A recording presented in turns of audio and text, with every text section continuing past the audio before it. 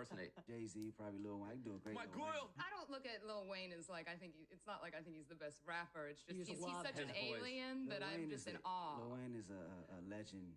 You know, people forget a lot of work he put in. Yeah. And, you know, what he's done for the hip-hop culture, you know, it's phenomenal. Yeah, you know, we was right there on that 5, you dig what I'm saying? That day. We did the Carter 5, we did the Carter 4, and I was with Baby and them, yeah. Oh man, this beef is hilarious for so many reasons. First off, we're talking about a clash between two rap legends who both stand under 5'5". Yep, Kendrick Lamar and Lil Wayne are both rocking that same 5'4" frame. But don't let their height fool you. These two have way more in common than most realize. Both of them, at different times, wore the crown as the greatest rapper alive. Lil Wayne had the game on lock back in 2007-2008, way before Kendrick was known outside Compton. During that era, Wayne's style and dominance shaped a young Kendrick, and he's openly admitted countless times that Wayne was a massive inspiration. But things just got spicy.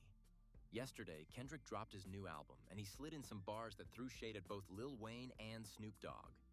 One-line poster Taylor made was, "Directly sparked chatter." Kendrick's jab at Snoop came after Drake's tailor-made freestyle, where Drake used AI vocals of Tupac and Snoop. To make it even crazier, Tupac's account shared the track, which shocked Kendrick. He hinted that Snoop must have been too high on edibles to co-sign something so wild. Snoop, being the cool OG he is, clapped back lightly on Twitter, laughing it off and showing love by tweeting, "K-Dot's new album is fire." It was the edibles, West King. Snoop laughed it off, but Lil Wayne, he didn't handle things nearly as smooth. Ever since Kendrick was announced as the 2025 Super Bowl headliner, Wayne's been moving salty. At his New Orleans festival just last week, he told the crowd the Super Bowl gig was taken from him. When the news first broke back in September, Wayne stayed silent for almost a week before hopping on Instagram Live. There, he dropped a sad video saying he was broken and had to pick the pieces of his soul back together. Fans couldn't help but notice he looked either worn out from too many backwoods or like he'd been crying for days. Instead of showing love and congratulating Kendrick, who's making history as the first rapper to headline the Super Bowl solo, Wayne turned it into a pity party, acting like he'd been robbed. The twist? Kendrick's album has a track called The Heart Part 6, and the irony is heavy. In it, Kendrick points out that J-Rock was originally set to be TDE's first breakout superstar, showing how fate can flip the script at any moment. Before Kendrick and Schoolboy Q blew up, J-Rock was supposed to be TDE's first superstar. The label pushed hard, lining up press and moves to make him pop. One major play was landing a Lil Wayne feature on his debut single back in 2008. Kendrick, also on that track, said watching Wayne lay down his verse in the studio lit a fire in him to sharpen his craft and grind harder. Over the years, Kendrick has openly praised Wayne many times, but on The Heart Part 6, he drops another gem. He talks about how every time J-Rock hit a new milestone, it wasn't just his win, it was a win for the whole TDE crew. That team mentality pushed them forward. Kendrick likely saw Wayne's feature back then as a victory for him too. Here's the wild part. Wayne doesn't seem to see that same bigger picture now. Kendrick headlining the Super Bowl isn't just his personal W, it's a win for Wayne and for hip-hop as a whole. It cracks open doors for future rappers to take stages no one thought they could. That's why this feud is both hilarious and sad. These are two legends, and it's tough watching them clash like this. I grew up on Lil Wayne, and by the time Kendrick Lamar's rise kicked in, Wayne's reign was cooling off. Kendrick's latest record basically says he used to bump Wayne heavy, calling him a huge inspiration. The twist? After all the grind and wins Kendrick racked up this year, including taking shots at Drake, Wayne's protege, he's now got the Super Bowl spotlight, which clearly has Wayne feeling cheated. Wayne definitely caught those bars because at 4 a.m. he fired off a cryptic tweet. "Man, what the F did I do? I'd just be chilling, and they still come for my head. Let's not take kindness for weakness. Let this giant sleep, I beg you all. No one really wants destruction, not even me, but I shall destroy if disturbed. On me, love." Now drop a leg from my Tucci impression. This tweet? Strange on so many levels. First, he claims he's just chilling, but if he really was, He wouldn't have reacted when Kendrick got the Super Bowl slot. True chilling means silence, not dramatic late-night posts. And wait till you hear Kendrick's Lil Wayne impression later. You gotta decide who nailed it better. You don't have to congratulate the man, but just chilling means staying quiet, not throwing shade. Kendrick didn't even come for Wayne's head like that. If you want to see what real shots from Kendrick look like, check Drake. Kendrick dropped a #1 hit calling your protege a PDF file. That's coming for someone's head. On this record, Kendrick's message is simple. I grew up on Wayne, I bumped Carter III on my come-up, but now his own success has Wayne feeling bitter. Instead of saluting the grind, Wayne's acting like the opportunities Kendrick earned should have been his. Don't get it twisted, though. Wayne is still one of the greatest to ever touch a mic. My first CD was the Carter II, and funny enough, its cover mirrors Kendrick's new album GNX, both showing these short kings posted up against a car. Honestly, Wayne would have killed a Super Bowl set if he brought out all the artists he put on, just like Dre did years back. Plus, with the show in his hometown, the love would have been insane. And yes, before the comments roll in, I know Dre was the only one to headline the Super Bowl in his city. Still, Wayne could have owned that stage if the timing had been right. Wayne would definitely get the most love in New Orleans. Just look at his recent festival where he packed out over 30,000 people. But let's be real, he couldn't pull that off everywhere, and a solo Super Bowl show might not suit him. His older hits? Classics, but way too explicit for a family-friendly event. I can bump Lollipop all day, but imagine my dad hearing that during halftime. No way he'd vibe with it. Wayne's catalog is deep with features, mixtape freestyles, and the artists he's launched like Drake, Nicki, and Tyga. If it was a Wayne and Friends performance, the nostalgia alone would make it epic. Honestly, I'd pick that over a solo Kendrick show. But as it stands, Kendrick earned this moment. Another thing? Wayne's voice isn't where it used to be. It's gotten high-pitched and even shaky at times. Don't take my word for it. Search up his 2024 Pop That performance and you'll hear what I mean. As much as I respect him, that sound doesn't fit the biggest stage in the world right now. With Kendrick's insane year, there's no question who deserved to headline the 2025 Super Bowl, and it wasn't Lil Wayne. Wayne's tweet continued, "Let this giant sleep. No one really wants destruction, not even me, but I shall destroy if disturbed." Honestly, this is the boldest I've ever seen him sound, almost like he's ready for a rap battle. But here's the thing. Wayne's never really been in one. He's tossed a few subliminal shots over the years, but a full-on battle? Never. This level of aggression is rare for him. When Jay-Z threw shade on HAM, saying Wayne and Birdman didn't have as much money as Beyoncé, Wayne didn't fire back hard. In fact, he admitted in an interview, "Jay-Z's right.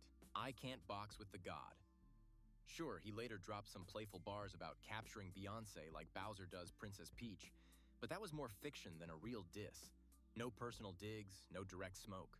Then there was 50 Cent, who once called Wayne an HOE for doing features with everyone. A leaked Wayne track surfaced where he fired off a few bars in response, but again, nothing crazy or career-ending. That's why this new giant talk feels so different. Wayne's never been this openly aggressive before, and now the energy is shifting. He's sounding like he's ready to clash for real. Wayne once rapped, "I'm all about $1, F2 quarters. I pour syrup in that vitamin water." A slick jab at 50 Cent, who was the face of vitamin water at the time. But that track leaked, and when asked about it, Wayne quickly backed off. He said, "I don't want problems with 50. 50's a maniac with beef. I'm smart. I stay out of that." Classic Wayne, ducking direct drama. Then there was Gilly the Kid, who kept throwing wild claims that he ghostwrote for Wayne and even penned the Carter 1. Wayne never addressed him head-on, but fired off slick subliminals on the Drought 3 mixtape, during his peak years around 2006-2007. The shots were layered, but still Wayne avoided going all in. That's Wayne's pattern. Dodge full-scale beef, stick to clever sneak disses. The only time he really stepped into the ring was when Pusha T dropped Exodus 23:1, coming at Drake and warning him about shady label deals. Pusha even called out the messy chain of command. Drake signed to Wayne, Wayne signed to Birdman, Birdman signed to Universal. Wayne clapped back, but honestly, this was during his I Am Not a Human Being 2 era when his lyrical edge was fading. Looking back, maybe he should have stayed quiet, because that was the one time he broke his own rule and it didn't hit like his prime. Back then, Wayne was more into skating than rapping. And when Pusha T came at him, he dropped the weak diss ghoulish, spitting F Pusha T and anybody that love him. His head's up his butt. I'ma have to headbutt him. Now fast forward to 2024. He's telling Kendrick, who just dropped Not Like Us, Meet the Grams and Euphoria to let this giant sleep or face destruction. For someone with Wayne's track record of dodging beef, that's way out of character. Wayne has never been built for rap battles. Anytime credible rappers tried to bait him, he played it cool or clueless. That's why this sudden aggression feels off. But there's always a reason. Wayne likely felt extra insulted, not just from Kendrick mentioning him, but from the bars that followed. Kendrick didn't only call out Wayne's disappointment over the Super Bowl. He hinted that many major rappers felt the same way. The cold part? Kendrick said the only legend to congratulate him was Nas. Everyone else stayed silent or threw shade. Instead of feeling sorry, Kendrick flipped it, pointing out that most of those rappers are past their prime and hating because they're no longer in his spot. That's the sting Wayne couldn't ignore. On the track, Kendrick spits, "All these guys agitated, I'm just glad they're showing their faces. Plenty artists, but they're outdated. Old flows trying to convince me I'm their favorite." It's easy to think Wayne felt hit by those lines, especially since they follow his mention. But honestly, Wayne probably didn't even hear the song. Wayne lives in his own bubble. He's said countless times he doesn't listen to other hip-hop, only himself. If you've seen interviews with his camp, Jay Mills, Lil Twist, Cortez Bryant, or Mac Maine, they've all said any outside hip-hop news Wayne gets comes from them. Remember, it was Lil Twist who first told him Pusha T was dissing him and Drake. The same likely happened here. Someone in his circle probably told Wayne, "Yo, Kendrick mentioned you in a not-so-good way," or, "You know that Super Bowl you wanted? Kendrick's headlining it in your hometown while he's been stepping on Drake all summer." By the time Wayne reacted, the hype was already building.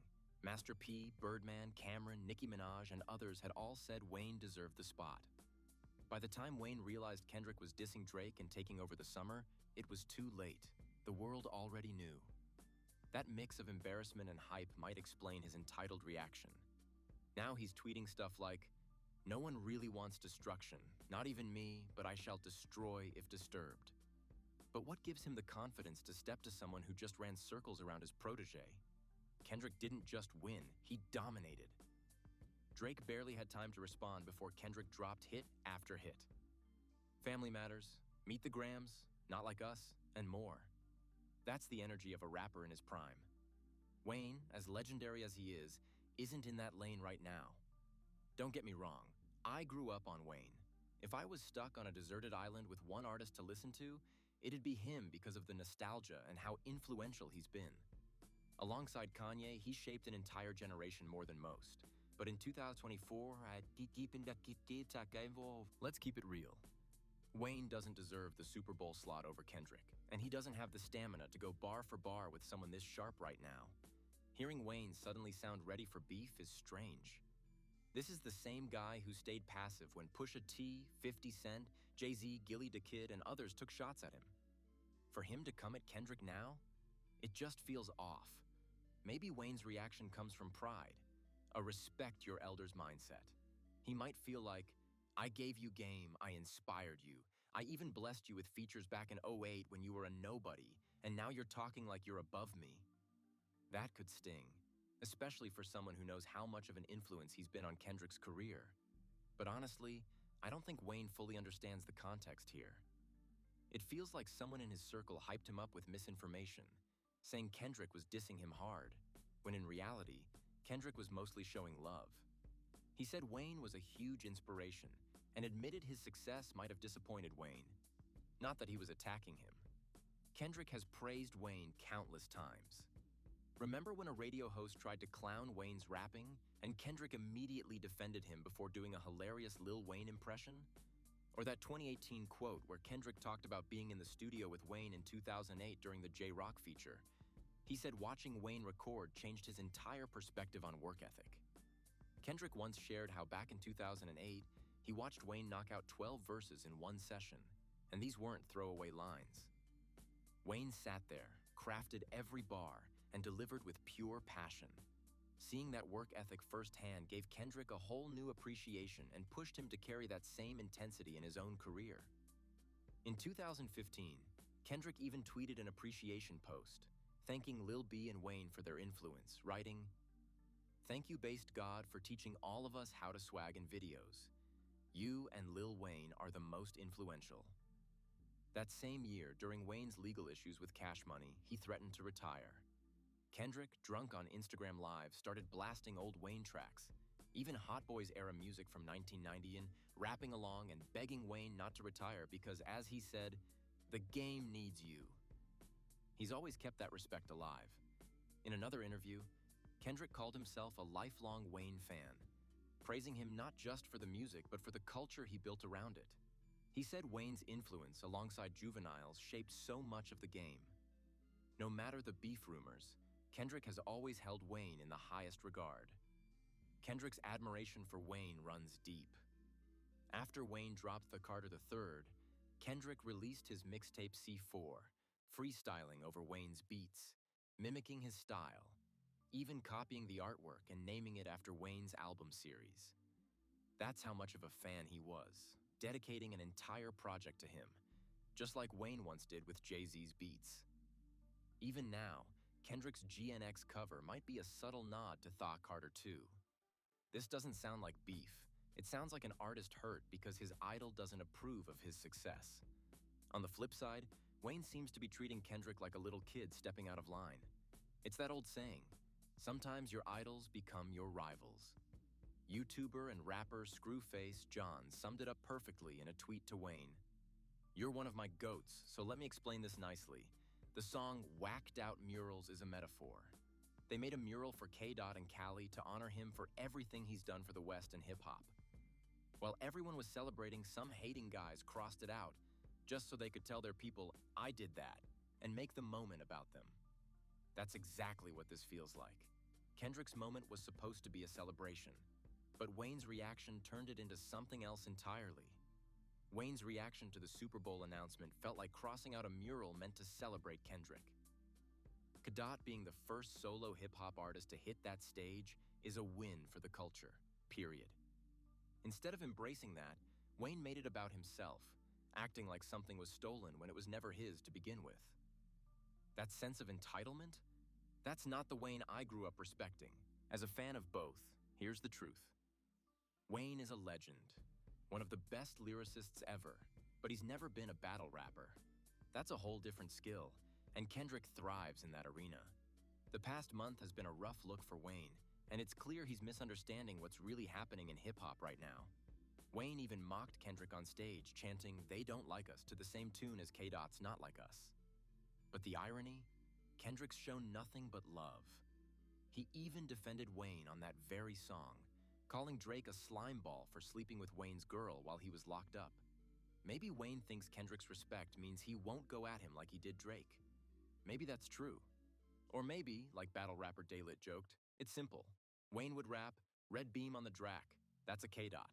And Kendrick would fire back, "You're the reason our people on lean to begin with." That's the level of smoke Wayne's flirting with, and that's where we'll leave it. I doubt Wayne's dropping any diss tracks at Kendrick anytime soon, and honestly, if he doesn't, I can't see K-Dot coming at him out of nowhere either. What do you think? Would you even want to see a back and forth between these two? Some fans say Wayne is like the final boss, since Kendrick already crushed his protege Drake, like that was level 1, and now this would be the ultimate showdown. Who takes it in a rap battle? And who nailed the better Lil Wayne impression? Me or Kendrick? Drop your thoughts. Stay locked in because more breakdowns of Kendrick's GNX album are on the way. There's so many hidden gems in both their records, and these deep dives are the only way to catch it all.